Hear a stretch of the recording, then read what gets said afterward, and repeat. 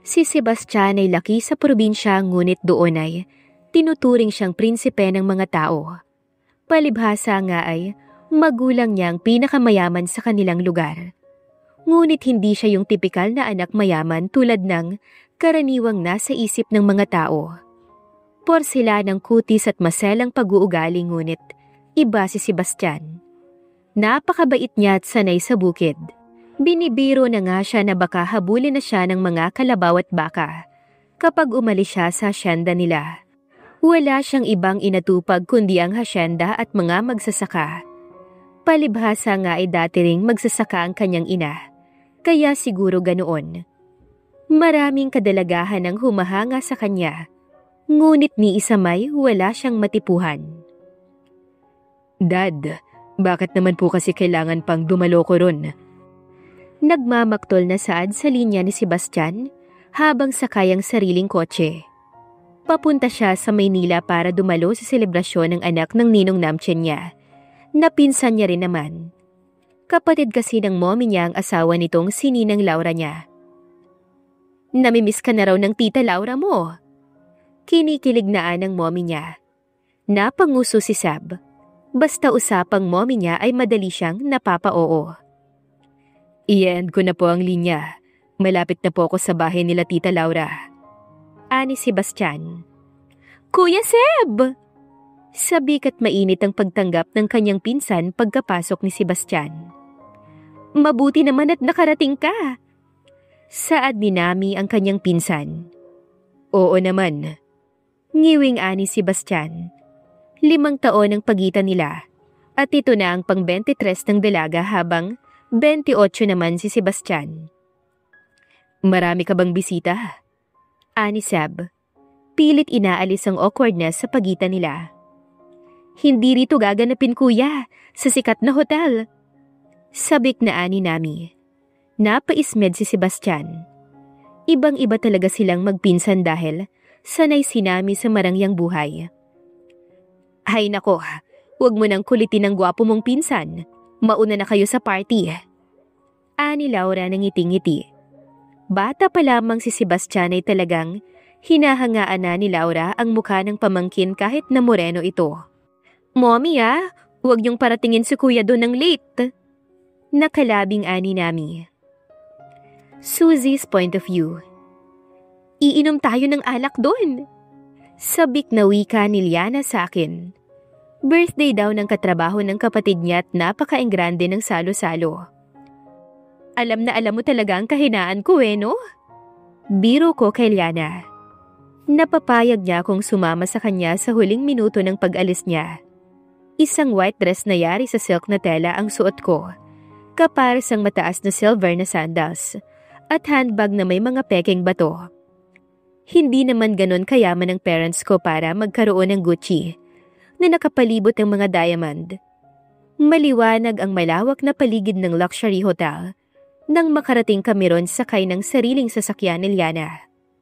Pagbaba ko'y inilinga ko ang aking mga mata para usisain ang kabuuan ng hotel. Ngunit tumama ang aking mga mata sa lalaking may maskuladong katawan. Nakatalikod siya kaya hindi ko makita ang mukha niya.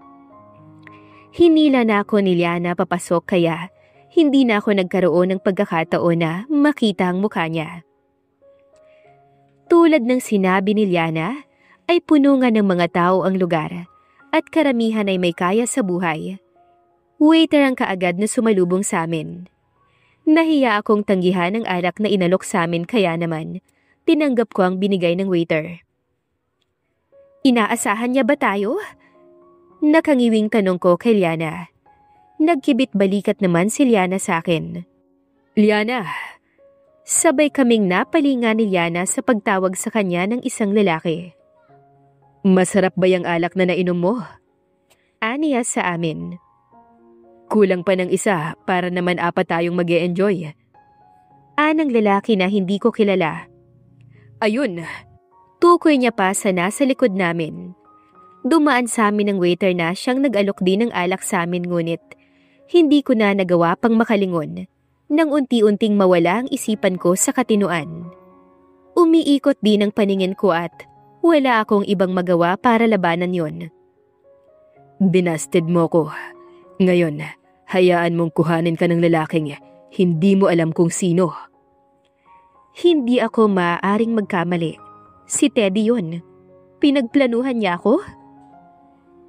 Masakit ang aking buong katawan nang magising ako.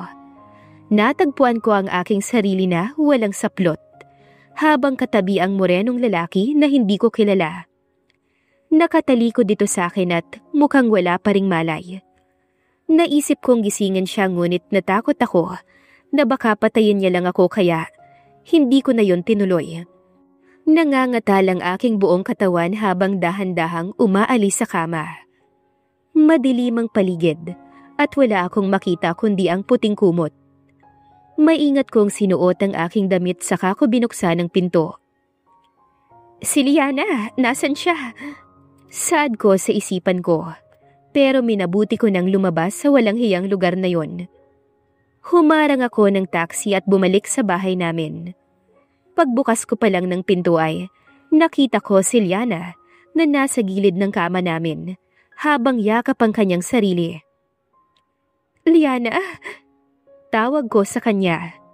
Umiiyak siya nang salubungin ako. Susie, ginahasa nila ako. Luha ang ani Liana. Gusto ko rin sanang magsumbong sa kanya pero mukhang mas malala pa ang sinapit niya.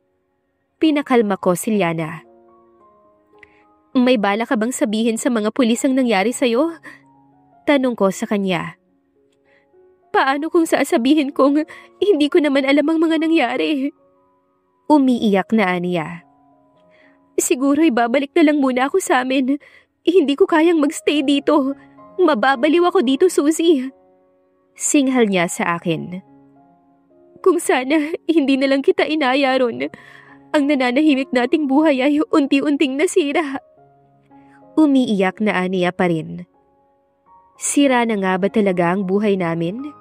Paano nga kaya kung hindi na ako makatagpo ng totoong pag-ibig dahil sa kalagayan ko? Samantala malalakas ang pagkatok mula sa pintuang siyang nagpagising sa binatang si Sebastian. Maging siya'y nawala ang kamalayan matapos alokin ng waiter ng alak mula sa party ng pinsan niya kagabi. Malakas naman uminom si Sebastian. Sadyang malakas lamang ang tama ng alak sa kanya kagabi. Humahango si Nami nang sa wakas ay nabuksan ang pinto. Kuya! Nag-aalalang anito. Kagabi pa kasi niya ito hinahanap at inaalala, ngunit hindi niya matagpuan. Hanggang isang receptionist ng hotel ang nagsabi na may isa pang araw silang bisita na naiwan sa hotel. Kaya nagbaka sakali si Nami na baka ang Kuya Seb niya yon. Sapo ni Sebastian ang ulo niya habang nakatabing sa kanya ang kumot. Sa labas ka na maghintay. Sa bahay na lang tayo mag-usap. Ani Sebastian. Hindi niya alam kung paano haharapin ang pinsan.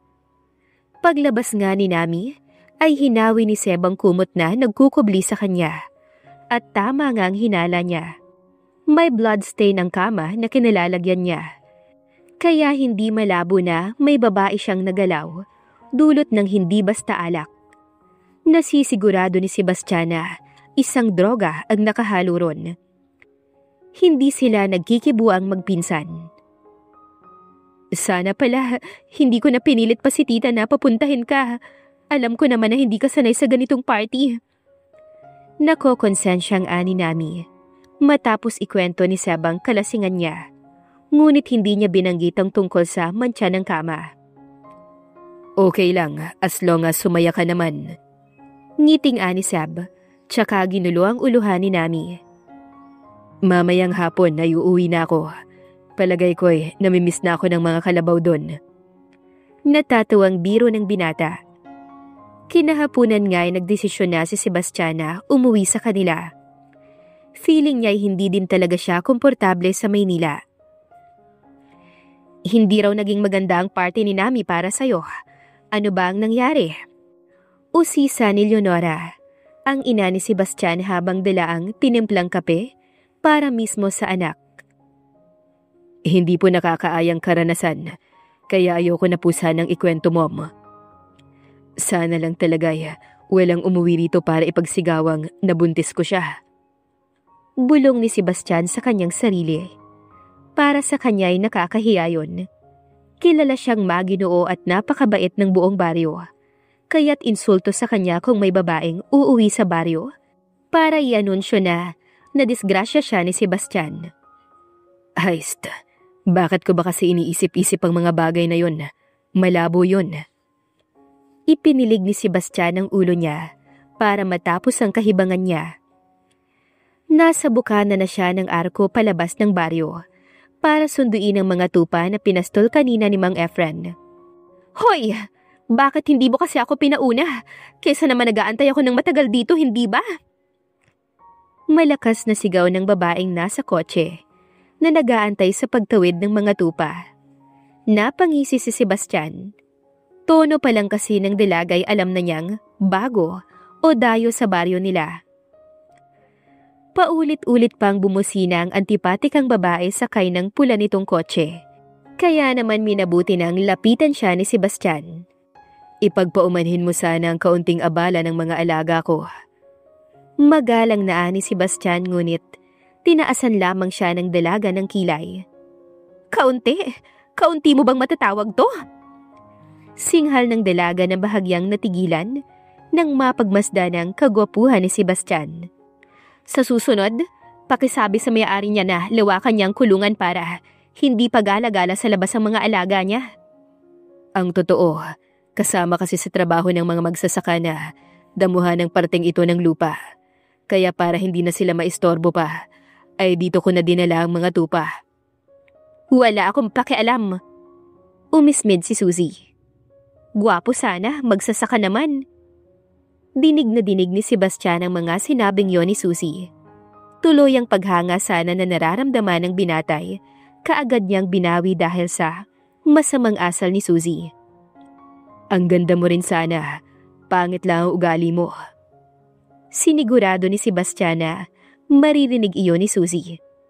Anong sabi mo? Nanggagalaiting ni Suzy at umaasa siyang kahihiya ni Sebastian ang sinabi nito at babawiin pero nanindigan si Sebastian. Hindi ko na babawiin pa ang minsang nasabi ko na sayang ang ganda mo, hindi natatabunan ng ugali mo. Ani Seb, tsaka tuluyang iniwan ng dalaga. Akala mo kung sino? Gwapo nga ang gentle naman. Ngusong ani Suzy. Hindi niya rin alam pero bigla na lamang nag-init ang pakiramdam niya. Buhat nang makita niya ang binatang si Sebastian. Gumunita na naman sa alaala ni Suzy ang kanyang sinapit. Nakaramdam siya ng takot na baka ikapahamak niya na naman ang pagiging mataray niya. Katulad na lamang ng ginawa ni Teddy sa kanya. Buo ang loob ni Suzy na balikan ang binata. Oras na maging okay siya. Kapag nakahanap na siya ng matibay na ebidensya. Ngunit malaking katanungan sa kanya. Kung sino nga bang lalaking nangialam sa kanya habang wala siya sa kamalayan. Ang virginity na iniingatan niya ay hindi niya alam kung sino ang nakakuha. Diyos ko anak! Mahigpit na yakap ang sinalubong ng ina ni Suzy sa kanya. Sa ilang taon na pamamalagi sa Maynila, sa wakas ay kusa na rin itong umuwi sa probinsya. Nagtatrabaho din kasi si Suzy bilang manager sa isang hotel. Pinili niyang sabihin na pagod na siya sa trabaho, kaysa ipagtapat sa magulang niya ang katotohanan, dahil tsak na mag-aalala lamang ito. Nang sumunod na araw ay nasa asyenda noon si Sebastian para magpakain ng mga kalabaw nang lapitan siya ni Oliver. Ito ang katiwala niya. Masyado nang matanda ang tauhan noon ng daddy niya, kaya't isa si Oliver sa mga anak ng dati nilang tauhan na ngayon ay pinagkakatiwalaan ni Sebastian. Anong sadya mo? Ani Sebastian. Isang paanyaya po mula kay Mayor ang nais niyang ipaabot. May piging mamaya sa munisipyo at nais niya kayong makita ron. Ani Oliver. Sumama na naman ang timpla ni Seb matapos niyang maalala na pinaglaruan siya sa party. Ang lasa ng alak ay kakaiba. Tanda na niyang pamilyar na lasa na hinalo sa natural na ubas. Mula sa kanyang lahat ng alak na ginamit sa party, kaya't ang wine na natikman niya'y hindi siya maaaring pagsinungalingan. Droga ang kahalo nun. Sir Sebastian, Ani Oliver, at inaantay pa rin ang kanyang sagot. Sige, pupunta ako. Sa isip ni Sebastian ay hindi siya pupunta para magpakasaya, kundi para humingi ng isang kondisyon sa mayor. Hindi po ba kayo sasakay sa kotse pa uwi? Ipagdadrive ko na po kayo para mapabilis. Alok ni Oliver, pero tinanggihan lamang siya ni Sebastian. Gusto kong lumanghap ng sariwang hangin habang naglalakad-lakad. Malayo pa ang anihan kaya hindi ko na naigagalaw ang katawan kong puros pagpuputol lamang ng kahoy ang nagagawa. Kaya lalakarin ko na labang pa uwi, Oliver. Hindi na nangatwiran pa ang kanyang katiwala. Nag-umpisa na rin kasi siyang humakbang palabas ng hasyenda. Ang lahat ng mga magsasakay nginingitian niya at ganoon din ng mga to. Panatag si Sebastian na walang magtatangka sa buhay niya kahit pasiliblib na lugar ng kanilang baryo dahil ganoon siya kamahal ng mga tao rito. Nakasuot ang isang kamay niya sa kanyang bulsa habang hawak niya naman sa isang kamay niya ang kanyang damit. Direktang tumatama ang sinag ng araw sa maskulado niyang katawan. Ipinikit ni Sebastian ang kanyang mata habang sumisimoy na ang sariwang hangin. Samantala papunta naman noon si Suzy para sunduin ang kanyang ama kaya lang ay masyado siyang tutok sa kanyang cellphone dahilan para mauntog ang ulo niya sa matigas na dibdib ng binata. Aray! Nakangiwing ani Suzy habang iniinda ang sakit. Si Sebastian naman ay naidilat ang kanyang mata. Ikaw na naman! Nanggagalaiting ani Suzy sa kanya. Oh, hi! Nagkita ulit tayo. Nakangiting ani Sebastian. At sa tingin mo, ikinasisi ako? Sarkastikong ani Suzy sa binata. Nakakatuwang marinig kung ganon. Sa lahat ng tao rito ay, ikaw lang naiirita kapag nakikita ko. Bahala ka sa kakasungit mo sa akin, ay baka magsisi ka sa huli. Nakalabing ani Seb sa dalaga. Ah, talaga? Iniisip mo ba na magiging telenovela ang lahat? Na namimiss kita at maiinlove ako sa'yo? Napaatras si Suzy nang yumuko si Sebastian para itutok ang kanyang mukha sa dalaga. Wala akong sinabi. Kusang lumabas yan sa bibig mo. Ngumiti si Sebastian ng matamis. Ingat ka. Tinapik ni Sebastian ang balikat ng dalaga. Maraming dambuhalang hayop na pag-alagala dyan. Baka dahil sa kasungitan mo, unahin ka na nila. Humahalakhak siya tsaka umalis. Natakot din si Suzy sa birong iyon ni Sebastian. Mabuti na lamang at natanaw na niya ang papa niya na parating sa di kalayuan. Kaya naman minabuti na niyang salubungin ito. Pa, may antipatikong lalaki akong nakasalubong. Nagsusumbong na aniya. Marami daw mabangis na hayop dyan. Tukoy niya pa sa parang. Wala. Panay mga prutas at gulay ang nariyan. Kapag nakapunta ka ay tiyak na malilibang ka.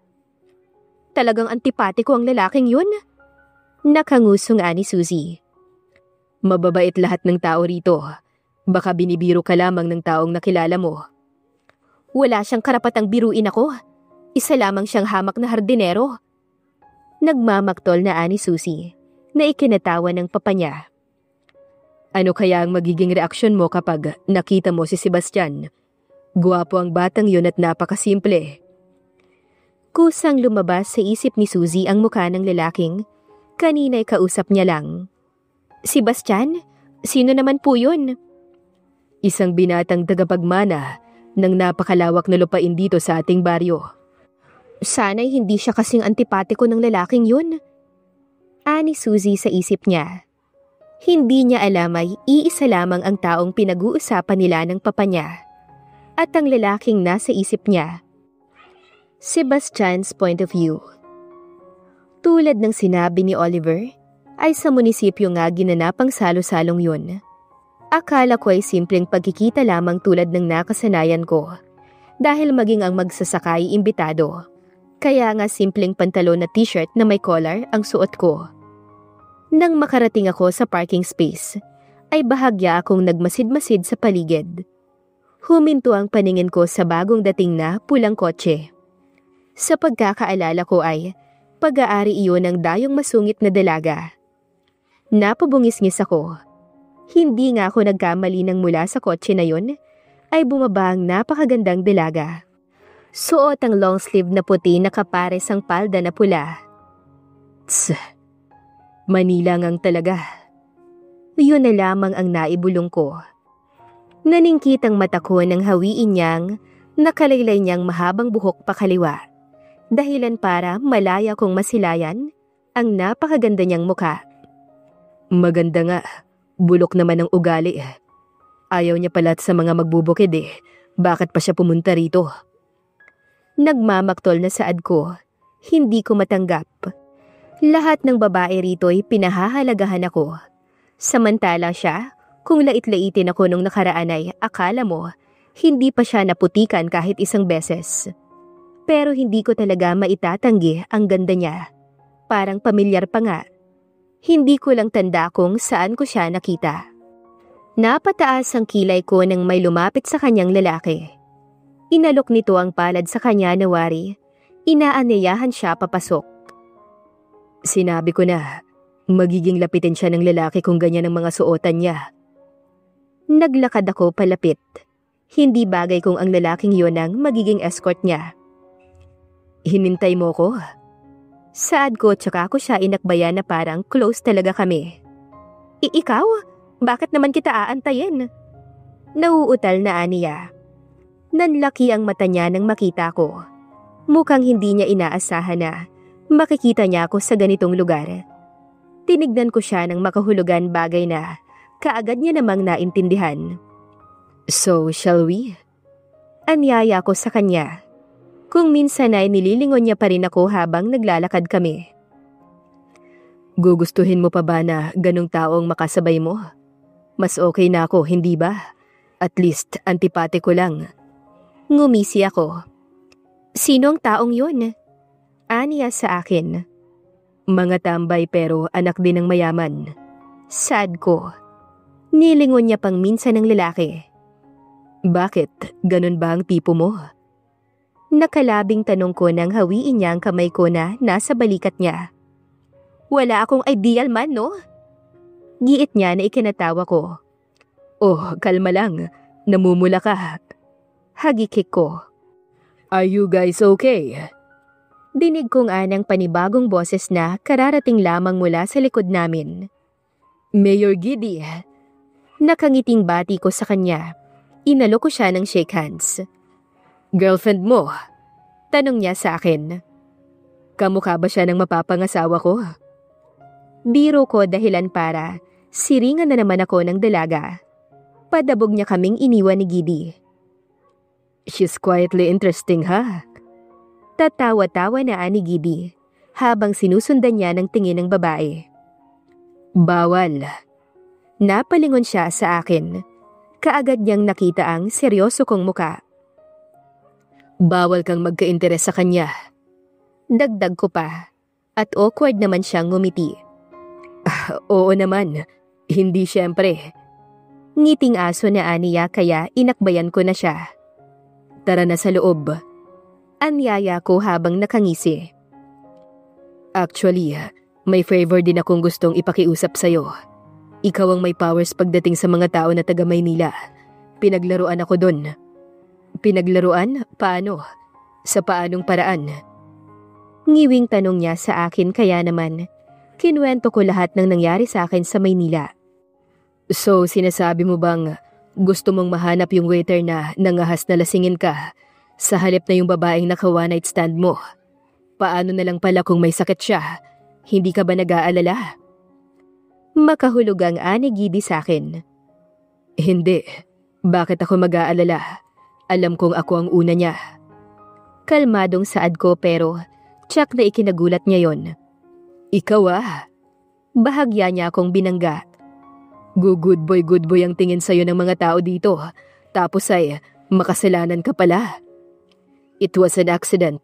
Stop teasing me. Ayon, narinig ko rin ang accent mo. Natatawang aniya pa. Pagpasok namin sa venue, ay pumwesto ko sa may gilid. May mga kakausapin din kasi si Gidi. Sumandal ako sa malaking poste, habang nakasuksok ang kamay ko sa bulsa. Palihim kong pinagmamasdan ng babaeng yun. Nakagat ko ang aking ibabang labi ng palihim. Malayo na ako pero natatanaw ko pa rin ang magagandang mata at labi niya. Pilit kong inilalayo ang mata ko ngunit napupunta yon pabalik sa kanya. Tumama ang mata ko sa maputing liig niya na parabang napakanipis ng balat na yon. Bumaba pa ang mata ko at napalunok dahil sa dalawang malulusog na nasa harapan niya. Baliw na ako. Saad ko sa isipan ko tsaka ako umiling. Naglakad ako palabas para sana lumanghap ng sariwang hangin. Kaya lang ay nakasalubong ko si Kai. Nakita kong may iniispatan ka ha. Birong aniya tsaka tumingin doon sa babae. Ganda no? Birong aniya sa akin. Nakaramdam ako ng inis nang humakbang ang babaeng yun. Napaka-sexy niya kung maglakad dahilan para halos kumurba na ang napakaganda niyang katawan. Sabi nila mapili ka raw. Ang dayong babaeng yun. Pwede bang sa akin na lang siya? Umugong ang malakas na pagtawa ko. Sino ba ako para pagpaalaman mo? E di kunin mo siya kung kaya mo. Seryosong saad ko habang nakangisi. Kaysa makipagtalastasan ay nilayasan ko na siya. Tumungo ko sa labas para makalanghap ng sariwang hangin. Masyado nang crowded sa loob. Tumingala ako at tinanawang maliwanag na kalangitan na puno ng mga bituin. Napangisi ako nang makita ko ang mukha ng babae sa langit. Nai-imagine ko siya habang nakangiti sa akin. Nakaka-bored. Bulong ko. Uuwi na sana ako pero magpapaalam muna ako kay Gidi. Akmang lalakad na ako pabalik ngunit kaagad na natigilan matapos may tumapong alak sa damit ko. Napuno ako ng inis, tsaka ako pinagmasdan ng sarili ko. Nilingon ko kung sinong bumunggu sa akin. Natigilan ako nang makita yung babae. Anong ginagawa mo rito? Tanong ko. Nag-iwas siya ng tingin. Hindi na ako komportable sa loob. Gusto mong umuwi kasabay ko? Pwede tayong maglakad. Kapag nagpagod ka, magpapasundo na lang tayo. Magpapasundo? Saan? Sa kalabaw? Umikot ang mata niya na ikinatawa ko. Pwede naman kung gusto mong doon tayo sumakay. Halika na. Anyaya ko. Tsaka ako hinawakan ng kamay niya palabas ng lugar na yon. Binitawan ko ang kamay niya nang makalabas na kami. Isinuksok ko na lang sa aking bulsa ang kamay ko habang naglalakad kami. Sinong kasama mo papunta rito? Tanong ko. Ang pinsan ko. Naimbitahan si Papa ni Mayor dahil dati raw kaibigan ni Lolo ang lolo ni Mayor. Talaga? Nang tumango siya ay tumingin siya sa akin. Ikaw, paano ka naanyayahan dito? Siyempre, ang magsasaka na tulad ko'y imbitado rin. Humalakak ako. Niloloko mo ko eh. Totoo nga, gusto mo ba ipadala ko rito ang kalabaw na sasakyan natin? Natatawang saad ko. Nga pala, kanina sabi mo, hindi ka komportable. Bakit? Tanong ko. May karanasan akong hindi ko malilimutan. Aniya na kinatigil ko. Karanasan? Tinignan ko siya pero nag-iwas lamang siya ng tingin sa akin. At mukhang wala siyang balak sabihin kung ano yon. Kaya hindi na ako nagtanong pa. Naglakad kami sa kahabaan ng daan. Hanggang sa ang mga hakbang niya'y unti-unting bumagal. 2 hanggang 3 hakbang ang nilayo ko sa kanya. Nangangalay ka na? Tanong ko pero humakbang siya palapit sa akin tsaka umiling. Okay lang ako? Aniya tsaka nangunang maglakad. Pero kaagad kong nakita ang pamumula ng likod ng paa niya dahil sa sandals na suot niya. Hinila ko ang kamay niya para patigilin siya sa paghakbang. Okay ba yan? Saad ko. Namumula ang paa mo. Nilabas ko ang phone ko. Teka, iPhone ba yan? Yung latest? Tanong niya pero hindi ko siya pinansin. Pasundo naman ako. Palabas pa lang kami sa unang baryo mula sa munisipyo. Kung pwede, pakibilis. Saad ko tsaka ako pinatay ang linya. Iginiya ko siya sa gather paupo para alisin ang sandals niya. Tsaka ko siya kinarga. Teka, ano bang ginagawa mo? Aniya nang makarga ko siya ng pa-bridal style. Humakbang ako habang karga siya at nakaipit sa isang daliri ko ang strap ng 2 sandals niya. Dahil sa pamumula ng pisngi niya ay halata na nahihiya siya. Yung phone, hiniram ko lang yun. Saad ko sa kanya pero lumabi lamang siya. Niloloko mo ko eh. Nagsisinungaling ka. May hindi ka sinasabi sa akin. Kailangan bang sabihin ko sa'yo ang lahat? Gano'n na ba tayo ka-close? Tanong ko pero iniwas niya lang ang mukha niya sa akin. Yung susundo sa atin mamaya, kalabaw yun. Ngumisi ako nang makita ko ang pag-aalala sa mukha niya. Nahihiya ka bang sumakay sa ganon? Hindi naman nakakahiya yun, lalo at probinsya to. Hindi naman ninibago ang mga tao na makita kang nakasakay sa ganon. Hindi ko gusto na maka-offend ng tao. Alam mo naman na mula ako sa Maynila, kaya para sa akin ay nakakahiya yun. Aniya na tinawanan ko lang. Maya-maya lang ay huminto ako nang may ilaw na tumama sa mukha ko. Teka naman, baka tayo masagasaan yan. Lumihis ka. Nag-aalalang Aniya, pero huminto ang sasakyan sa harap ko. Bumaba ang driver na mula sa kotse. Pasensya na po kung natagalan. Anang driver. Sakto lang, hindi pa ako ngalay. Ngiting saad ko. Teka, akala ko ba kalabaw ang sasakyan natin? Oo nga. Inilapag ko siya sa ibabaw ng harapan ng kotse. Tsaka ako tinapikang ibabaw nun kung saan makikita ang tatak nitong Lamborghini. Ngumiti ako tsaka nagkamot ng aking ulo. Tama raw pala yan, hindi kalabaw, sorry. Saad ko. Tsaka ako siya binuhat pasakay sa loob. Ano naman ang magiging palusot mo dito? Aniya sa akin. Hiniram sa amo. Bakit hindi mo sa akin sinabi kaagad? Hindi ko naman kasi alam na interesado ka pala sa bawat detalye ng buhay ko. Kung sinabi mo lang kaagad, sana simula nung bata pa ako, kinuwento ko na sa'yo. Natatawang biro ko pero mukhang walang talab sa kanya yon. May kaya palang pamilya mo.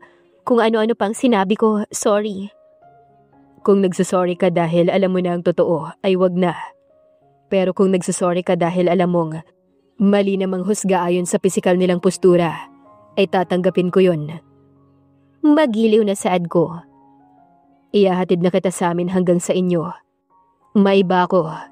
Yung party. Sa Manila ba nangyari yun? Oo, kaya pansamantalang umuwi muna ako rito para makalimutan ang bangungot na dinulot nun sa akin. Hindi ko alam kung ano ang sasabihin ko habang sinasabi niya ang mga bagay na yon. Ano pala ang pangalan mo? Suzy. Suzy Layag ang buo kong pangalan. Ikaw? Sebastian Lionel Miliagas ang buong pangalan ko. Pakilala ko sa kanya. Suzy's point of view. Pakiramdam ko ay paulit-ulit na naman sa tenga ko ang pangalan ni Sebastian. Ano't latang-lata ka diyan? Ani pa habang nasa mesa ako. Kahit ang kape na kaharap ko'y hindi ko mainom. Pa, bakit naman po kasi late nyo nang sinabi sa akin na mula siya sa marangyang pamilya? Kung ano-ano pang inabot niyang lait sa akin nung nakaraang araw. Parang maiiyak na saad ko. Ayan kasi, sinasabi ko na sa'yo na bawas-bawasan mo ang pagiging masungit mo at baka makatagpo ka ng katapat mo. Ani pa sa akin. Huwag ka nang mag-alala pa. Hindi naman batil na bata si Seb para pag tiniman ka niya ng sama ng loob. Talagang dumaraan ang mga bagay na yan sa buhay ng tao at diyan tayo matututo. Hayaan mo mamayangat, ipapasyal kita sa bagong bukas na resort nila para naman kung makita mo siya ay makahingi ka ng dispensa. Ani pa sa akin. Hindi ko na alam ang gagawin ko. Sa totoo lang ay parang wala akong lakas ng loob na harapin ng lalaking yon. Nang lubusang sumikat ang araw, ay niyaya na ako ni Papa papunta sa resort na sinasabi niya. Kaya lang ay masyado pang maaga. Kaya kinailangan pa naming mag-antay sa gilid. Mang Seryo, kanina pa ho ba kayo dyan? Tanong ng babaeng nagbukas ng malaking gate. Hindi naman gaano, iha. Ani Papa. Inanyayahan kami papasok ng babae na tingin ko ay nasa 40 na. Maganda at presko ang loob ng resort. May 3 sukat ang malalaking pool na napapalibutan ng magagandang bato. Sa gitna ng pool ay may malawak na statue ng swan na naglalabas ng tubig sa kanyang bibig. Napahanga akong talaga sa resort na yon. Magandang umaga po. Dahil sa pag-iikot ng aking mata, ay huli ko nang nakita kung sino ang nagmamay-ari ng tinig na yon. Sebastian? Gulat na saad ko. Hindi ko alam na nandito pala siya. Napangiwi ako. Ibang-ibang itsura niya kaysa sa nakasanayan ko. Nakapadyama siyang mamahalin at t-shirt na puti. Bagsak ang buhok na halatang kakagising lang. Dala ang isang mug ng kape. Malayo sa Sebastian na nakikita kong pakarat-karat lang na puno ng putik. At nakapangsaka na long sleeve. Oh, natatandaan mo ang pangalan ko. Ikanasisiya kong makita kita rito, Suzy. Aniya sa akin. Makahulugan akong nginisihan ni Papa. Ano po ang dahilan at naparito kayo? Mangyari itong si Suzy eh. Gusto ko kasing mag-ikot sa asyenda nyo. Putol ko kay Papa. Nakakahiya kung sasabihin pa niya ang tunay kong dahilan. Kung pwede sana magpasama sa'yo. Ngiwing saad ko. Oo, pwede naman ako. Ani Sebastian sa akin kaya lumuwag ang aking paghinga. Maya-maya pa'y nakaagaw ng pansin sa akin ang mga dalagang nagpasukan sa resort. May mga basket silang dala. Pupurgahin niyo ba ang senyorito? Natatawang saad ng babae na nagbukas ng pinto sa amin kanina. Sari-sari ang dala nila. May mangga, saging na hinog at orange. Ngunit ang nakaagaw ng aking pansin ay ang babaeng may matamis na ngiti na palapit sa amin. Seb! Agaw pansin ito kay Sebastian. Malia. Sinalubong siya ni Sebastian. Ipinagluto ka ni nanay ng biko. Heto, tikman mo. Ng babae tsaka nilapag sa harap namin ng biko. Sandali at papakuha ko ng platito. Ni Sebastian. Nang dalhan kami ng platito ay kumuha kaagad si Sebastian at inilapit sa akin. Tikman mo, masarap yan. Nahuli ko ang masamang tingin ng Malia sa akin. Para sa'yo lang yan, okay lang ako. Tanggi ko. Gusto po yata ng anak nyo subuan ko siya. Halakhak na ani Sebastian. Habang hawak ang kutsara pero ngumuso ako. At kaagad na inagaw yon sa kanya. Hindi sadyang nahihiya lang ako dahil para naman sa iyong pagkain na to. Ang para sa akin ay sa'yo rin. Natigilan ako at inalala kaagad ang babaeng si Malia na alam kong masama ang loob. Dahil kaharap kita sa mesa, hindi ako madamot, Suzy. Sebastian, mag-iikot ako sa asyenda nyo Sama ka? Tanong ni Malia. Hindi ako pwede May lakad din ako, Malia. Sa ibang araw na lang. Alam kong ako ang dahilan ng pagiging busy niya. O sige. Ani Malia saka umalis. O siya, iiwan ko muna sa'yo ang anak ko, iho. Maraming salamat. Ani Papa. Hinintay kong makalayo sila bago ako nagsalita. Pwede namang sa susunod na araw na lang tayo mag-ikot. Saad ko. Ayoko nga. Umasa na ako Siguro may date ka, no? Kaya ganyan na lang kadali sa'yo na i-cancel ang lakad natin. Gaano ba kahaba ang pila? Pipila na ako pero after ko, iko-close ko na. Di na ako magpapapila. Anong sinasabi mo? Namula ang pisngi ko. So, shall we? Aniya sa akin nang matapos akong kumain ng biko at magkape. Nang umiti siya ay nakita ko ang hindi kalalimang hukay sa gilid ng pisngi niya. Naglakad kami papunta sa likod ng resort. Mayroong panibagong gate na naroon. Ngunit may arko iyon na kahoy at nakalagayang Hacienda Milyagas. May shortcut dito. Aniya sa akin. Inasahan ko na malaki ang hasyenda nila. Pero hindi ko inakala na ganun kalawak ang lupain ng lalaking. Inakala kong tagapasto lamang ng kalabaw nung nakaraang araw. Napakalawak ng lupa na nababalutan ng mga sariwang damo.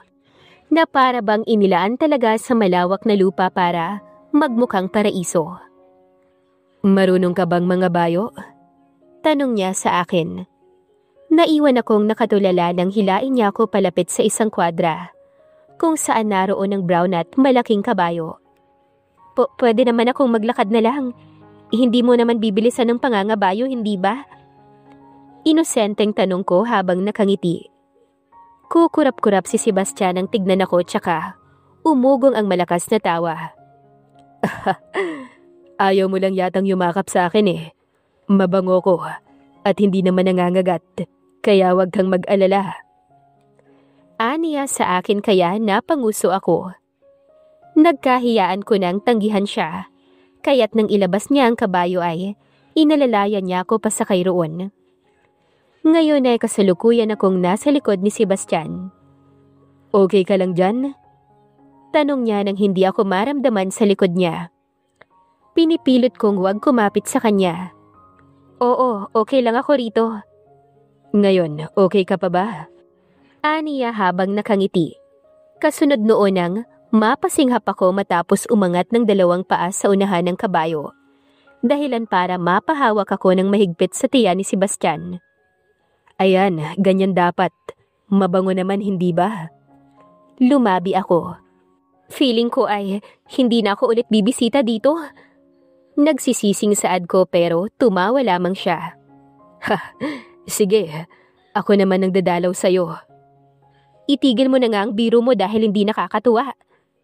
Dinaan ko na lamang sa pagsusungit, kahit na nararamdaman ko na ang init ng aking pisngi. Sabi ko nga, ititikom ko na ang bibig ko. Pero alam kong sumilay pa din ang ngiti sa labi niya. Pagdating namin sa mga pananim ay talagang humanga ako sa ganda ng pananim niya roon. Nagustuhan mo ba? Tanong niya sa akin. Oo naman, napakalawak ng maisan niyo, nakakatuwa. Saad ko. Maya-maya ay naabala ang pag-uusap namin nang may tumawag sa cellphone niya. Sandali lang, sasagutin ko lang ang tawag na to. Paalam niya sa akin kaya tumango ako. Inilinga ko pa ang aking mga mata sa ilan pang pananim doon. Kaya lang ay hindi pa man ako nakakalayo ay nakaramdam na ako ng pagod. Kaya naman minabuti ko munang hintayin si Sebastian habang may kausap siya. Sebastian's point of view. Gidi, may balita na? Bungad kong pagsagot ko sa kabilang linya. Nahanap ko na ang pinapahanap mo. Interesado ka? Tanong niya sa akin. Oo naman, saan tayo pwedeng magkita? Tanong ko. Nang masabi niya kung saan ay pinatay ko na ang linya, tsaka bumalik kay Suzy. Sorry kung naghintay ka. Okay lang, nakapagpahinga din naman ako eh. Aniya. Inalalayan ko siya patayo sa kinauupuan niya. Malamig ang mga kamay mo. Okay ka lang ba? Oo naman. Aniya pero sa halip na yayain ko siyang maglakad ng mas malayo, ay doon na lang kami nag-ikot sa maisan. Maraming may gusto sa'yo rito. Pating mga magsasaka, mahal na mahal ka. Kaya siguro hindi ko naisip na isa kang tagapagmana kasi ganun ang trato nila sa'yo. Siguro, sabi ni mom at dad ko, ako raw ang pinakapaboritong baby dito sa baryo. Ngiting saad ko. Talaga? Si Malia, halata na may gusto siya sa'yo. Bakit hindi mo siya gawing nobya? Kapag bagwapo at mabait, karapat dapat nang gawing karelasyon kahit na hindi naman siya ang gusto ng puso mo. Hindi ka man lang ba na-develop sa kanya? Hanggang kapatid lang ang pagtingin ko sa kanya. Ikaw, marami ring umaaligid sa'yo kahit na iilang linggo ka pa lang rito. Sino naman? Wala akong interes sa kanila, no? Sa akin kaya, sa akin, kailan may magkaka-interes? Guwapo ka, kaya tsak na marami dyan. Aniya habang natatawa. Sa marami na yon, wala ka. Tumingin siya sa akin, tsaka bahagyang hinampas ang braso ko. Panay ka biro. Umikot ang mga mata niya. Nakapamulsa kaming naglakad muli at hindi ko na siya pinagtuunan ng pansin dahil baka ayaw niya talaga sa ganong mga biro. Naglakad na kami pabalik. Mahaba pa naman daw ang oras kaya hindi na niya ninais pang mga bayo kami. Hawak ko si Peter, yung alaga kong kabayo habang sabay kaming naglalakad pabalik. Salamat sa pamamasyal. Huling paalam sa akin ni Susie. Pinahatid ko na lamang siya sa driver dahil kailangan ko pang puntahan si Gidi. Sa bayan kami nagkita sa isang malapit na fast food chain. Anong balita ang dala mo? Tanong ko nang umuso siya. Kung tratuhin mo ko, parang isa ako sa mga taga-damo mo ha. Tandaan mo, mayor pa rin ako, Sebastian Lionel. Singhal niya sa akin. Huwag kang maingay. Ano nang balita? Tanong ko. Yung waiter, napag-utusan siya nung lalaking nagngangalang Teddy. Sino naman yon? Kunot ang noo na saad ko. Basta, nililigawan daw niya ang isang babae kaya lang ay binasted siya nito. Kaya bilang ganti ay pinagahasa niya ito gamit ang droga na nakahalo sa alak na nainom mo. Sino yung babae? Yun ang hindi ko masasagot sa ngayon. Saad niya sa akin kaya kumunot ang noo ko. Nalaman ko nga ang kalahati pero ang pinakamahalagang detalye naman ay hindi ko nasagot. Gusto kong malaman kung sino yung babaeng nakasama ko sa lintik na kwartong yun. Naging palaisipan sa akin kung sino nga bang babaeng yun. Pero ayokong umikot lamang sa kanya ang isip ko. Kaya minabuti kong isantabi na lang ang tungkol sa kanya. Kinaumagahan ay ako naman ang sumilip sa bahay nila Susie. Magandang umaga po. Magalang na bati ko sa mga magulang niya nang makita kong bukas ang pinto. Nasa sala sila tulad ng mom at dad ko ay sabay din silang nagkakape. Seb, pasok ka! Anang nanay ni Susie. Naupo ako sa single sofa na naroon. Sandali at ipagagawa kita ng kape. Kamusta pala ang naging pamamasyal niyo ni Susie? Napagod siguro kayo kahapon sa lakad niyo, kaya maagang nakatulog. Ganun po ba? Pasensya na po. Kakamot-kamot ako sa ulo. Ma, pa, nahihilo po ako. Malambing na tinig niya mula sa hagdan ang narinig ko. Tinignan ko siya. Walang duda ang ganda niya. Kahit nakakagising lang at gulo-gulo pa ang buhok niya, ay napakaganda niya pa rin. Pikit pa nga ang mga mata niya kaya natawa ko. Diyos ko kang bata ka! Nag-aalalang-an ang mama niya. Siguro ay dahil sa nanlaki ang mga mata ko nang mapatingin ako sa kanyang pantulog na sleeveless. May dalawang nakabakat sa harapan noon. Nagtagpo ang mga mata namin ni Susie. Habang nanlalaki kaya't kaagad kong inilayo ang mga mata ko habang siya'y niyakap ang kanyang sarili. Sebastian! Malakas na sigaw niya na parang maiiyak. Sinundan siya ng mama niya. Ikaw naman kasi, bakit ka lumalabas ng walang suot na bra? Nagagalit ang mama niya sa kanya. Iho, sa labas na lang siguro tayo magkwentuhan. Anang papa niya, kaya tumango ako. Oo nga po, mas mabuti pa po yun. Nakangiwing saad ko. Matapos ng pangyayaring yun ay para bang kinahiyaan ko nang magpakita pa kay Susie. Hindi ko naman gusto na makita ang bagay na yon. Dumaan ang isang buwan na malagi lamang ako sa resort habang ako naman ay walang balita sa kanya. Naglakas ako ng loob na dumalaw sa parang. Nagbabaka sakali ako na makikita ko siya ron dahil may mga lupang sakahan naman ang papa niya ron.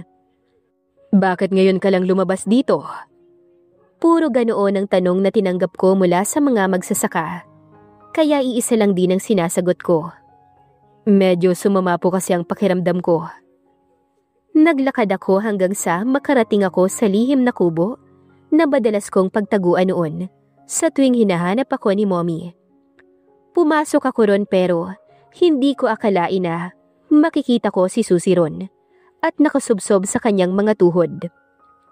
Suzy, Tawag ko sa kanya. Ang kanyang basang mga mata ang kaagad na bumungad sa akin. Kaya naman napuno ako ng pag-aalala. anong nangyari sa'yo? Nag-aalalang tanong ko. Hindi napigil na hawakan ang pisngi niya. Pinahid ko ng aking kamay ang mga luha niya. Hindi ko alam kung paano ko ipapaliwanag si Bastian. Malungkot na aniya. Ibinaba niya ang tuhod niya. Nitong mga nakaraang araw, ay nakaramdam ako ng kakaiba sa aking sarili. Hindi ko maintindihan. Simulang kwento niya.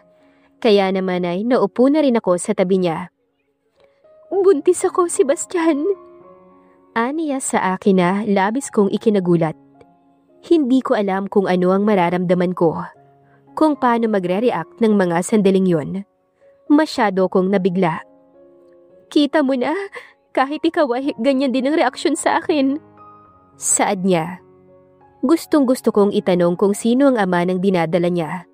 Pero baka ma-offend lamang siya. Kaya naman mas pinili kong manahimik at naghintay ng susunod niyang sasabihin. Paano ko ipagtatapat kina mama at papa? Natatakot ako. Paano nila ako matatanggap? Isang disgrasyada ang anak nila. Umiiyak na aniya.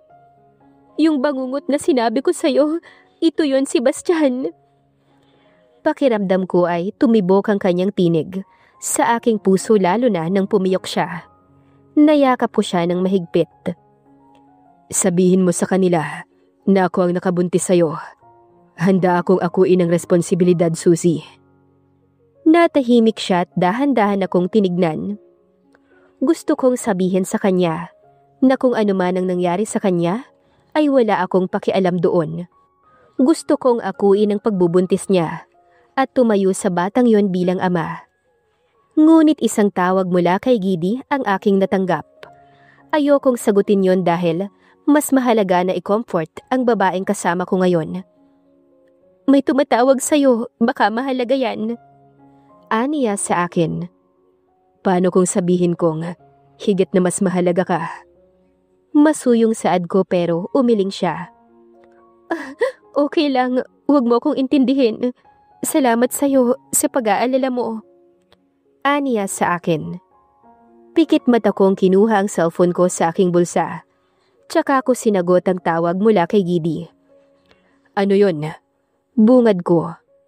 Lumabas ako mula sa kubo dahil baka masela ng pag-uusapan namin. Aba, bakit ganyan ang tono mo? May nangyari ba? Natatawang Aniya.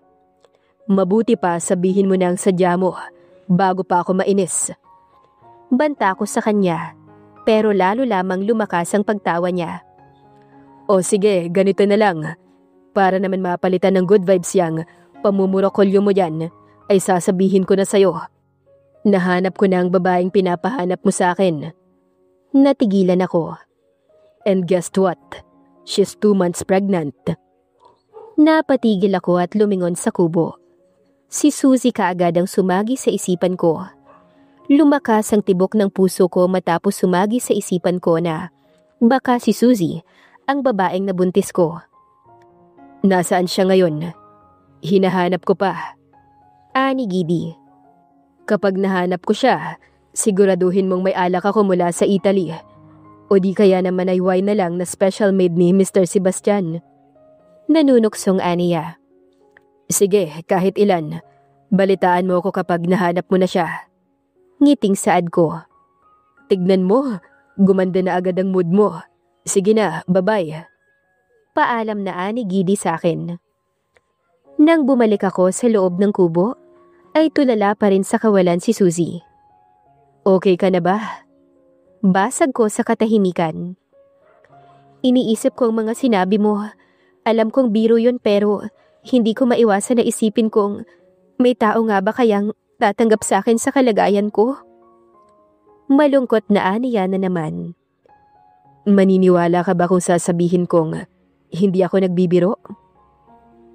Tignan mo nga naman ang pagkakataon. Sinusungitan pa kita nung mga unang araw na pagkikita natin. Pero heto ka, tumutulong na solusyonan ng problema ko. Hinawakan niya ang kamay ko. Napakabait mo pero hindi ko hahayaan na masira ang buhay mo para sa akin. Tinatanggihan mo ko? Nag-aalalang tanong ko at tumango siya. Come on, Suzy, bakit? Dahil hindi mo naman gampanin ang lahat ng to. Nakalimutan ko ang tunay na halaga ng buhay. Ng mga sandaling hindi pa nangyayari sa akin to. Karma ko na rin siguro. Sana pala, hindi ko na lang basta binastad si Teddy. Sinabi ko na lang sana sa kanya ng maaga na wala akong damdamin para sa kanya. Kumunot ang noo ko. At doon ko pa lamang nakumpirma na si Suzy ang hinahanap ko. Pero hindi ko pa sa kanya maaaring sabihin ang lahat dahil baka magulat siya. Sino ang Teddy na yan? Anak siya ng makapangyarihang tao na siyang nagmamay-ari ng hotel na pinagtatrabahuhan ko noon. Ang lalaking yun, siyang naglaro sa akin. Kung sakali na magpakita ang lalaking nakabuntis sa'yo, ano ang gagawin mo? Kung handa niyang kunin ang responsibilidad bilang ama ng mga anak ko ay tatanggapin ko siya. Ngunit hindi ko alam kung magiging madali dahil ginahasa niya ako. Sinamantala niya ang walang kamalayan kong katawan. Bakas ang galit sa mga sinabi ni Suzy. Kaya lalo akong natakot na baka hindi niya ako matanggap. Hindi mo man lang ba tatanungin kung ano ang dahilan nun? Matalim niya akong nilingon. Sebastian, walang eksaktong paliwanag dahil kasalanan ang ginawa niya. Nagbaba siya ng tingin. Dahil sa kanya, hindi ko maaaring ibigin ng lalaking unang nagpatibok ng puso ko. Para akong sinaksak ng harapan. May minamahal ng iba si Suzy, habang purong galit lamang ang nararamdaman niya para sa akin. Nang kumalma siya ay niyaya ko na siya pabalik sa parang. Naglalakad na kami noon nang makasalubong namin si Malia dala ang basket. Malia, saan ang tungo mo? Saad ko. Ang mga mata niya ay hindi maitago ang galit habang nakatingin kay Suzy. Kaya naman muli ko siyang tinawag. Malia, may pupuntahan ka ba? Maaari ka naming isama. Wala. Sabi ni Itay ay nakita ka raw niya na gumawi sa lihim na kubo. Kaya binala kong dalhan ka ng pagkain. Kaya lang may kasama ka naman palang iba at pabalik na kayo. Aniya, bakas ang paghinagpis. Oo, naglakad-lakad lang ako. Pero hindi naman kami sabay na pumunta sa kubo. Inabutan ko lang si Suzy doon. Talaga? Aniya pa. Pero halata na hindi bukal sa kanyang loob ang sinabi niya.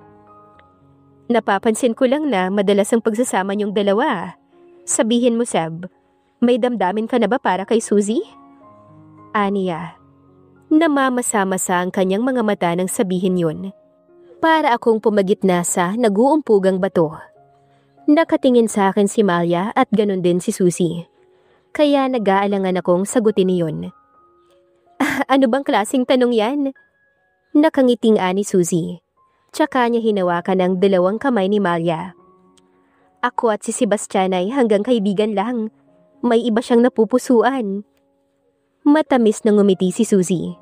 Tsaka binitawan ang kamay ni Malia. O siya, mauna na ako sa inyo. Kailangan ko pang ikutin ang pananim ni Papa. Aniya. Tsaka nagsimulang humakbang palayo sa amin. Ngunit kaagad kong hinawakan ang pulsuhan niya para pigilan sana siya. Okay lang.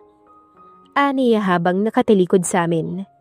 Hinawakan niya ang kamay ko na nakahawak sa isang kamay niya at dahan-dahan niyang inalis yun. Totoo naman ang mga sinabi niya, hindi ba? Nakangiti siya nang humarap sa akin. Bakit kailangang itanong mo ang bagay na yon nang nakaharap si Suzy? Malamig na saad ko. Para bang sa isang saglit ay nawala ang nararamdaman ko bilang kaibigan sa kanya. Kasi nitong mga nakaraang araw ay madalang na kitang makasama. Kayo na lang palagi ang nakikita kong nagtatawanan o di kaya ay sabay na naglalakad. Hindi naman masama ang tinatanong ko, hindi ba? Bakit kailangang nakaharap siya? Para ipamukha na mas nauna mo kong nakilala kaysa sa kanya. na mas kilala kita bago kayo nagkakilala. Bakit inaalala mo ba ang damdamin niya? Na masasaktan siya kapag hindi niya narinig ang gusto niyang marinig? Aniya, kaya naman iniwas ko ang aking paningin. May gusto ka ba sa kanya? Masasaktan ka rin kung hindi mo maririnig ang gusto mong marinig. Bakit?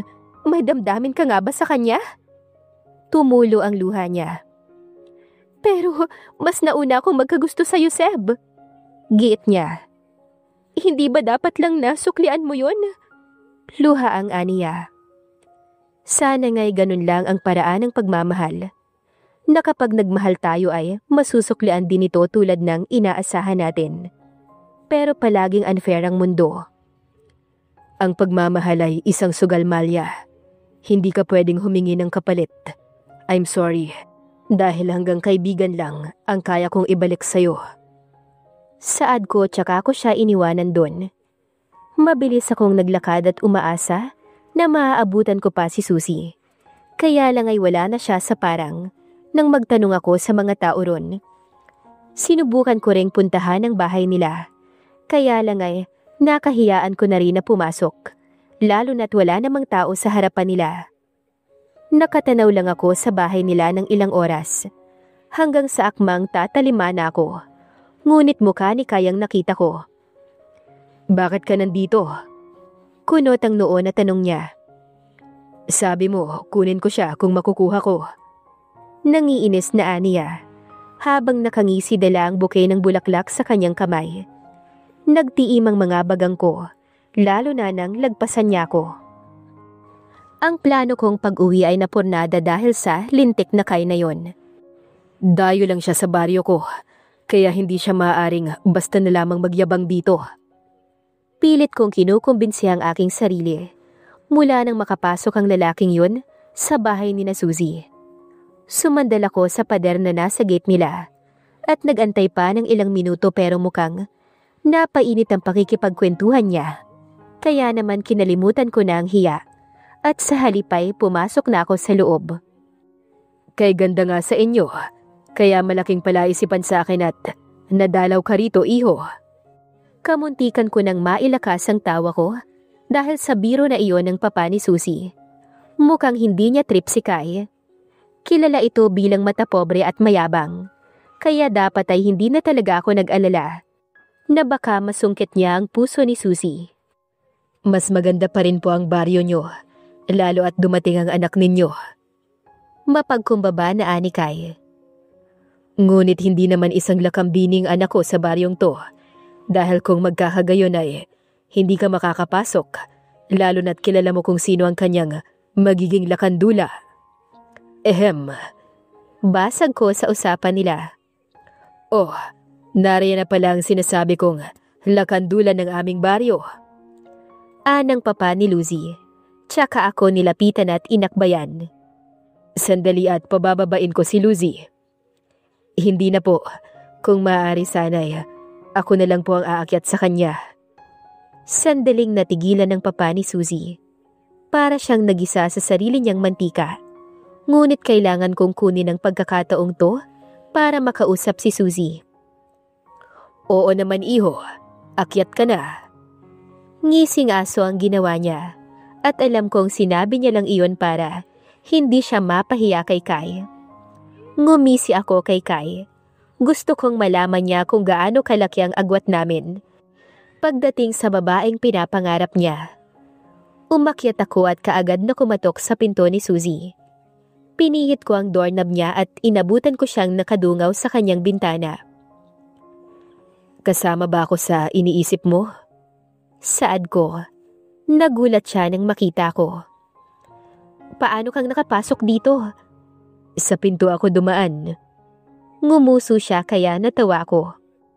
Ilang araw akong mawawala. May aasikasuhin ako sa Maynila. Huwag mo sana akong mamimiss. Natatawang wika ko sa kanya. Anong gagawin mo ron? Babalikan ko lang yung taong nantrip sa akin. Sisiguraduhin kong magbabayad siya. Papatunayan kong ibang probinsya ang napili niyang pagtripan. Makikipag-away ka? Mag-aalala ka ba? Nakita ko ang pamumula ng pisngi niya. Hindi ako makikipag-away. May lilinawin lang ako. Mag-ingat ka rito habang wala ko. Saad ko sa kanya. Tumango naman siya kaya lumabas na rin ako. Pagkababa ko'y wala na si Kai roon. Uuwi na po ako. Salamat po sa pagpapatuloy sa akin. Magalang na saad ko sa papa ni Suzy. Pagkalabas ko sa pinto nila, ay narinig ko na halos magkandara pa siya paakyat sa kwarto ni Suzy. Mahal na mahal niya talaga ang anak niya. Madaling araw nang tumulak ako pa Maynila. Bro, wag mo naman nabibiglain, okay? Dala mo ang pangalan ko dyan, baka masira naman ako. Panay ang bili ni Gidi habang nasa linya. Ang damuhong Teddy na yon, mananagot siya sa akin. Dahil madaling araw akong bumiyahe, ay hindi na ako naabala ng traffic. Sa hotel ko siya hinintay. Ilang minuto lang din ang hinintay ko dahil 8:00 siya dumating. Pwede ba akong makipag-usap sa'yo? Tanong ko sa kanya, pagbaba niya pa lang ng kotse. At sino namang nagbigay sa'yo ng permiso para kausapin ako? Hindi kita kilala kaya tumabi ka. Aniya, tsaka akmang hahawiin ako kaya hinuli ko ang kamay niya. Gusto mo bang dito ako magpakilala? Seryosong saad ko. Naging seryoso ang mukha niya tsaka inalis ang kamay ko. Sino ka ba? Naiinis na Aniya. Sa opisina mo. Doon ko sasabihin kung sino ko. Saad ko sa kanya. Tsaka ako na unang maglakad. Kanina ko pang pinipigil ang sarili ko na huwag siyang suntukin. Nakatingin lang sa akin ang mga empleyado niyang nakakasalubong namin.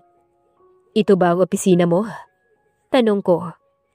Matalas lang ang kanyang mga mata nang pumasok ako ron. Nang matanaw ko na ang kalahati ng katawan niyang papasok sa opisina, ay kaagad ko siyang hinatak papasok at marahas na sinandal sa pinto na sapilitang sumara dahil sa impact ng pagkakadiin ko sa lalaking to. Ano bang ginagawa mo? Bitawan mo ako. Nasasaktan ako. Aniya na parang babae. Ipinako ko ang kamay ko sa gilid ng mukha niya.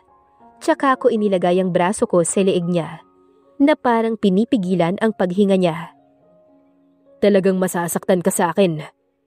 Nanggigigil na saad ko. Ano bang nagawa ko sa'yo? Bitiwan mo ko. Gago ka. Hindi mo alam? Ako yun, walang hiya ka. Yung lalaking pinaglaruan mo nung gabing yun. Ako yun, buwisit ka. Malakas na sigaw ko sa kanya. Tsaka ko siya sinuntok at sinigurado kong uusad siya sa lakas nun. Hindi ko naman sadya eh. Hindi ko sadya. Mangiyak-iyak na Aniya. Hindi mo sadya dahil humaharap dito ngayon ang taong winalang hiya mo. Pero kung hindi humarap sa'yo'y wala kang pakialam sa mga taong masisira mo ng buhay. Nang gagalaiting saad ko.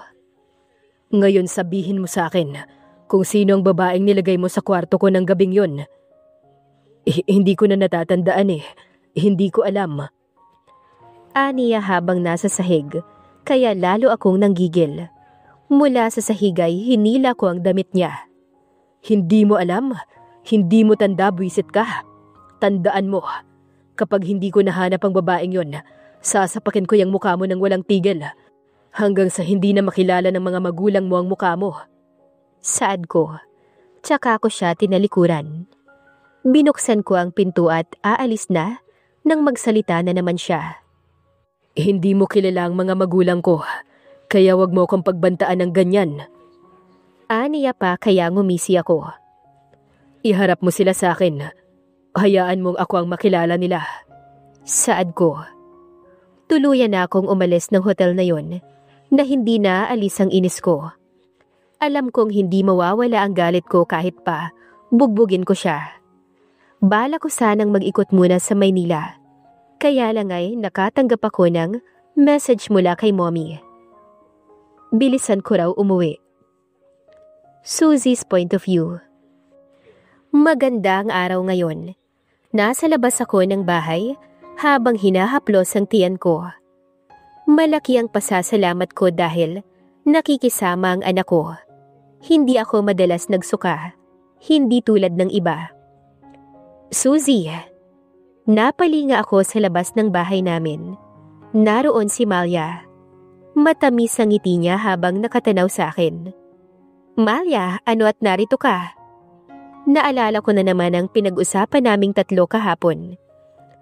Gusto ka kasing makita ni Seb. Kababalik lang niya. Nakisuyo siya na sunduin kita. Medyo busy kasi siya eh. Pinasundo? Sandali akong napaisip. Kapag gusto niya akong makita, hindi ba siyang pumupunta dito? Tsaka bakit kailangang si Malia pa? Ano, tara na? Tumango ako at tsaka sumama sa kanya. Hindi ko na kailangan pang mag-ayos ng sarili ko. May feeling siya sa'yo. Alam mo yun, di ba? Malungkot na aniya habang naglalakad kami. Feelings? Hindi ko naman alam yun. Sinungaling. Dinig kong aniya. Ano? Hindi ko alam kung mali lang ba ako ng dinig. Wala. Sabi ko, bilisan na lang natin. Baka mainip na yun eh. Aniya pa sa akin kaya nagmadali na kaming maglakad. Sa likod kami dumaan kung saan nakakulong ang mga hayop. Ikaw, may gusto ka ba sa kanya? Malungkot na aniya pa rin. Wala. Hindi ko gusto si Sebastian. Pagsisinungaling ko. Buntis ako at alam kong hindi si Sebastian ang para sa akin. Huwag kang mag-isip ng kung ano-ano, Malia. Sinungaling ka. Sinungaling. Ako dapat ang gusto ni Seb. Hindi ikaw na dayo lang. Malia, kumalma ka. Parang maiiyak na ako. Kumalma? Hindi ako kakalma hanggat nakikita kita. Dapat kang mawala. Malakas na sigaw niya. Kasabay noon ang bigla niyang buksan ng pintuan ng kulungan ng mga kambing at kalabaw. Hindi ko alam kung paanong takbo ang gagawin ko. Sebastian, ang baby ko! Umiiyak kong saad habang mabilis na tumatakbo ngunit inabutan pa rin ako ng mga nagwawalang kambing dahilan para madapa ako. Walang nanakit sa aking hayop dahil nag-iba na sila ng daan. Ngunit ang likido na nararamdaman ko sa hita ko na unti-unting umaagos ay hindi ko mapigil. Ang baby ko! Umiiyak na saad ko. Nang lingunin ko si Malia, ay nakita ko kaagad doon si Sebastian, habang hawak ng mahigpit ang pulsuhan niya. Anong ginawa mo? Nababaliw ka na ba? Malakas na sigaw ni Sebastian, pero malakas na sampalang ang inabot niya kay Malia. Kung kabaliwan na mahalin ka, sige, pumapayag na akong tawagin mong baliw. Umiiyak na ani Malia, pero malakas siyang itinulak ni Sebastian. Hinding-hindi kita magagawang mahalin.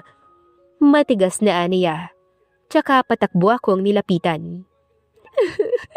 Ang baby ko, Sebastian! Umiiyak na saad ko.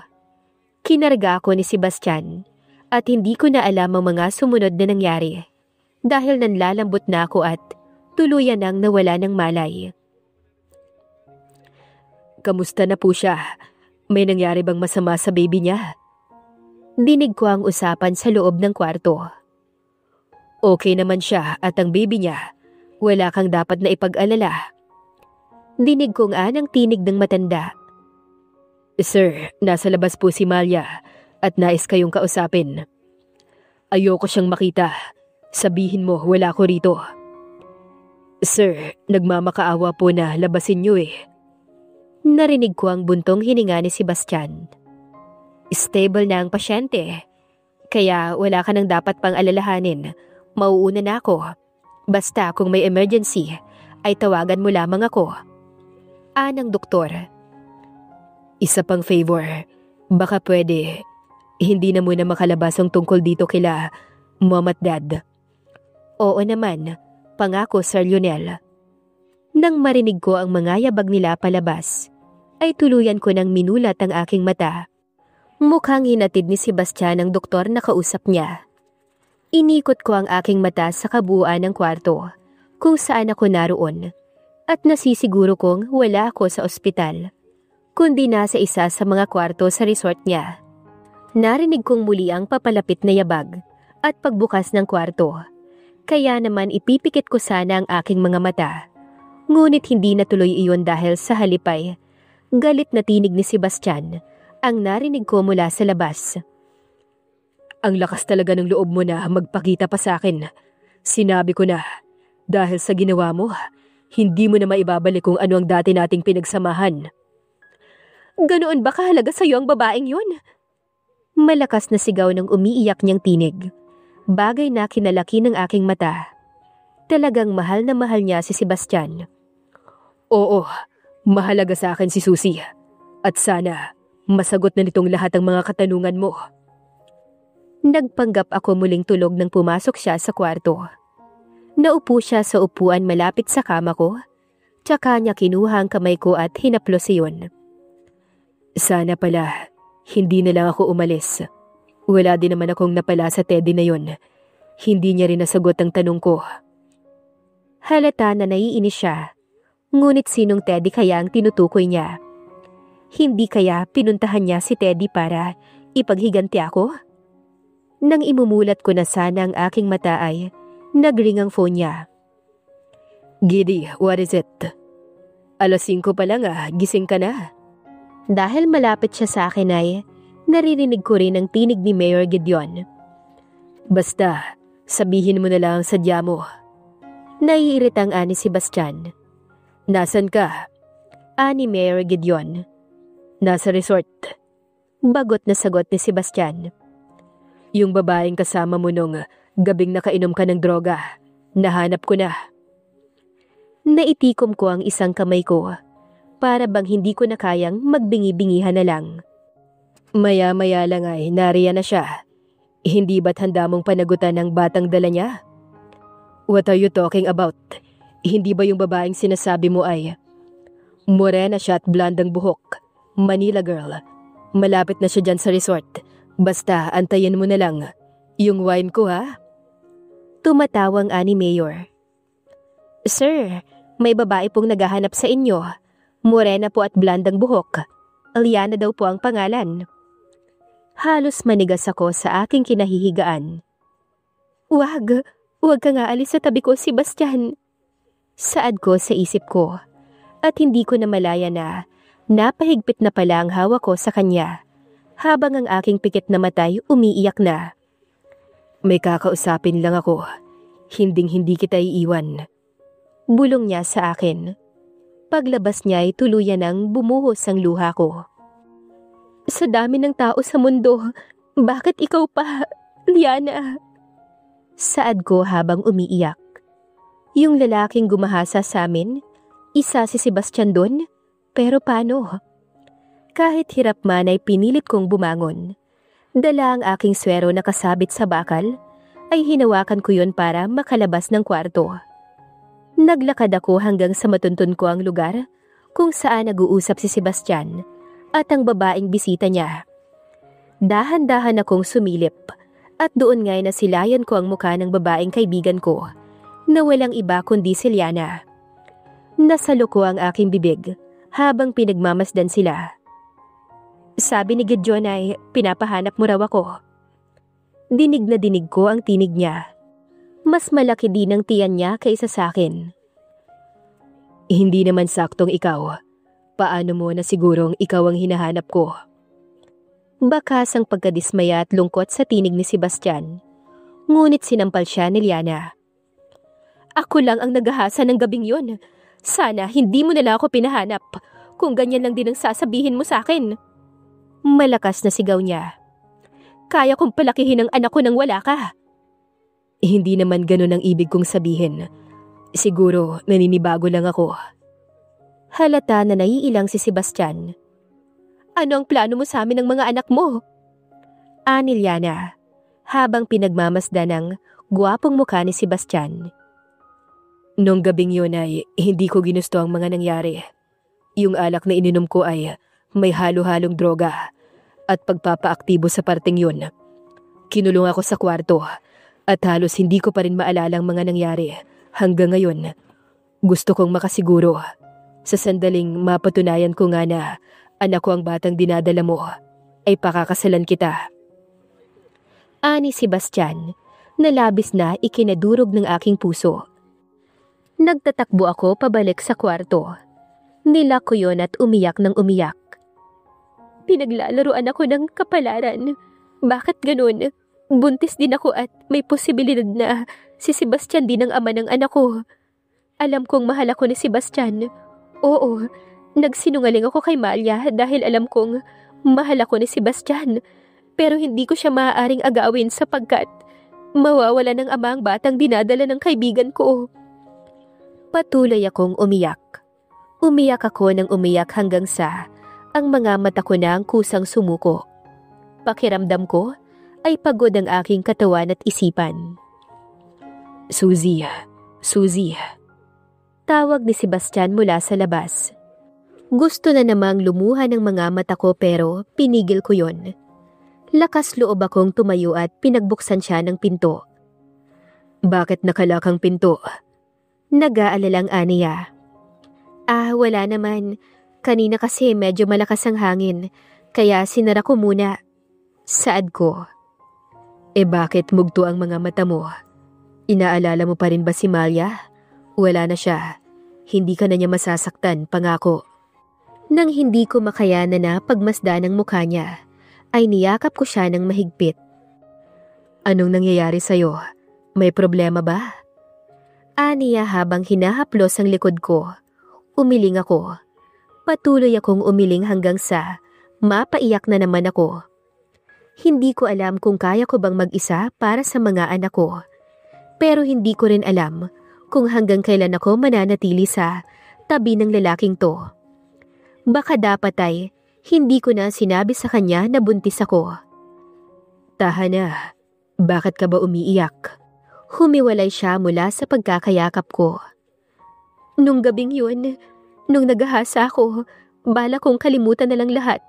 Pero hindi ko akalain na magbubunga pala ang lahat. Si Liana, kaibigan ko siya. Halata na nagulat siya sa mga sinabi ko. Lalayo na ako sa lugar na to. Dito alam kong magiging masaya ka. Kung kasama mo ko, mas mahihirapan ka lang. Tumulo ang luha ko habang hinahaplos ko ang pisngi niya. Hinuli niya ang kamay ko na nasa pisngi niya.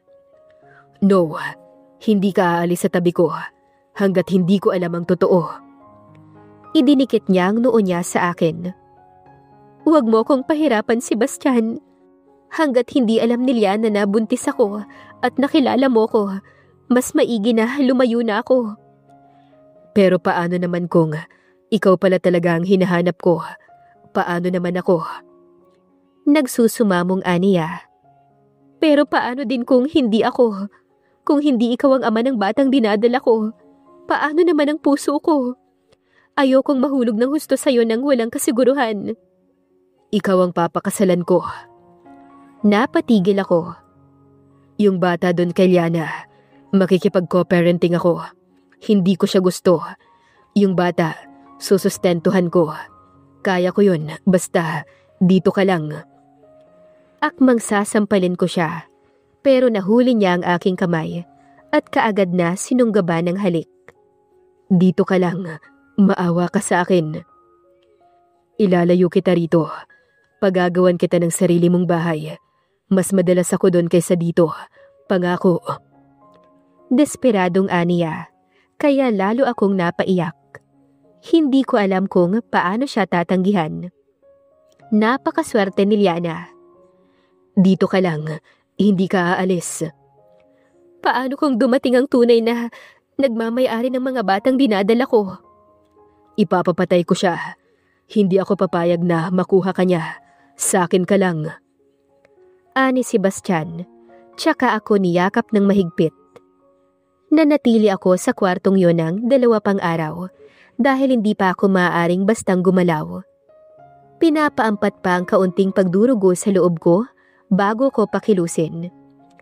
Ibinilin din ni Sebastian na huwag magpapapasok ng kahit na sino maliban sa 2 kasambahay na siyang nag-aalaga sa akin. Lumabas sandali si Sebastian para kausapin si Gideon at para na rin ibigay ang napag-usapan nilang alak. Bakit hindi ako pwedeng pumasok sa kwartong yan? Papasukin niyo ako yan. Dinig kong ani Liana. Ma'am, pasensya na po pero Mapapatay po kami ni Sir kung papayagan po namin kayo na pumasok sa loob. May tinatago ba kayo sa akin? Dinig kong ani Liana. Kung meron man, ay hindi mo na dapat pinangihimasukan. Antayin mong maikasal tayo bago ka umasta ng ganyan. Seryosong ani si Sebastian kay Liana mula sa labas. Pagpasok ni Sebastian sa loob ng kwarto, ay kaagad na nagbago ang kanyang mood. Isa ito sa inaalala ko ng pagmamahal na dapat ay ilalaan niya para kay Liana ay matutuon ng husto sa akin. Bakit mo sinusungitan si Liana? Tanong ko pero ngumiti lamang siya at niyakap ako. Hindi ko na kailangan pang sagutin yan. Mamayang gabi, ililipat na kita sa bahay na pinagawa ko. Masuyong aniya, tsaka ako hinagkan sa gilid ng aking uluhan. Si Liana, kilala na ba ng parents mo? Nagsiselos ka? Akala ko okay lang. Lumabi ako at nagsinungaling. Hindi okay lang. Masaya nga ako eh. Hindi ko siya pinakilala. Ikaw ang bukang bibig ko sa kanila. Ako? Hindi makapaniwala na saad ko at tumango naman siya. Oo, nung unang araw mo palang dito ay kinuwento na kita kay Mommy. Sabi ko, may antipatikong dayo na nagsungit sa akin sa unang pagkakataon. Kinikilig na aniya. Tapos palagi kanyang tinatanong sa akin hanggang sa malaman niyang mahal na kita.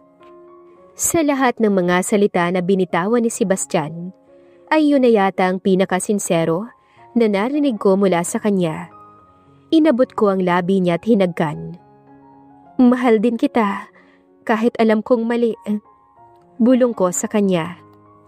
Kinagabihan ay hinintay naming mas lumalim pa ang dilim hanggang sa matulog na si Liana. At doon nga'y maingat akong lumabas mula sa kwarto habang inaalalayan ako ni Sebastian. Sa labas ng resort ay nag-aabang ang kotse na sa sakyan namin. Nandun pa rin ang driver na madalas naming sakyan ni Sebastian. Nakokonsensya ako. Pakiramdam ko ay pinagtataksila naming lahat si Liana. Maingat akong isinakay ni Sebastian doon. Sa mini house niyo po? Anang driver sa amin at tumango naman si Sebastian. Siya si Poldo. Mula ngayon ay siya na ang magiging driver mo. Ani Sebastian sa akin. Hawak niya lang ang kamay ko sa buong biyahe. Hinilig niya pa nga ang ulo ko sa balikat niya. Hindi ba mali ito, Sebastian? Tanong ko sa kanya habang nasa ganoon kaming posisyon. Mang Poldo, mali ba ito? Mali na ikulong ang sarili sa pag-ibig na hindi naman inilaan sa'yo. Iba na ang panahon ngayon, iha.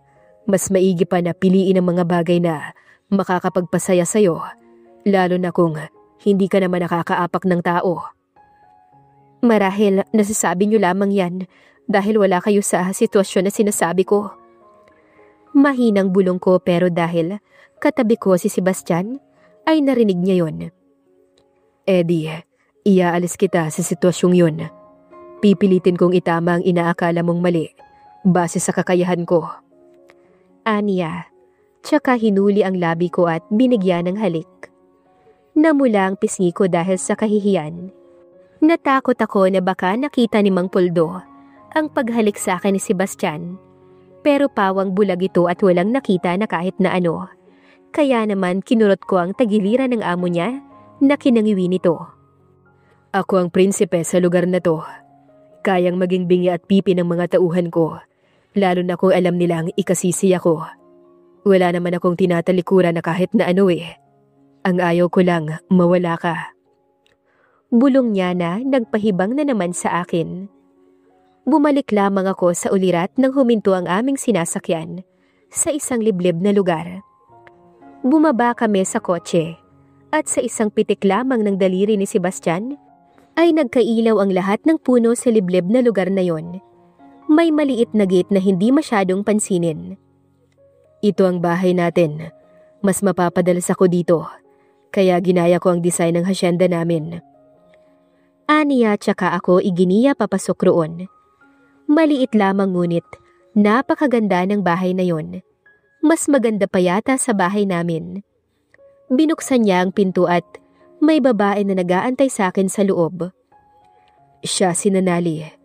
Personal mong makakasama rito sa tuwing wala ako.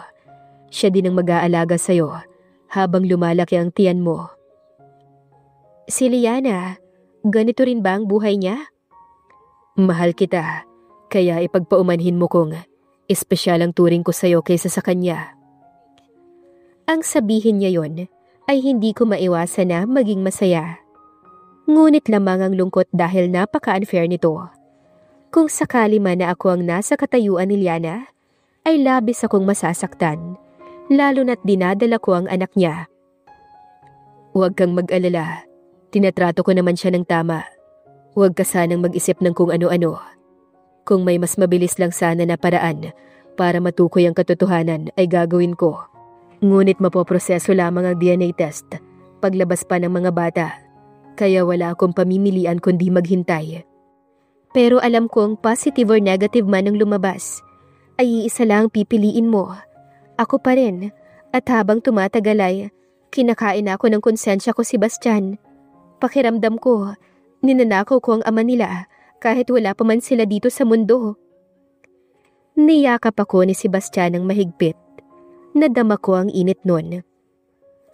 Palagi mong tatandaan na wala kang ninakaw dahil bago pa sila dumating ay nauna mo nang nakuha ang puso ko.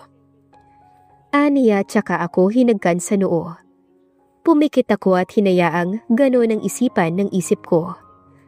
Pero kahit papano, ay umaasa pa rin ako na ang batang dinadala ko ang siyang tunay na anak ni Sebastian. Dahil sapat na yon para ipaglaban siya sa mga taong nais siyang kuhanin sa amin.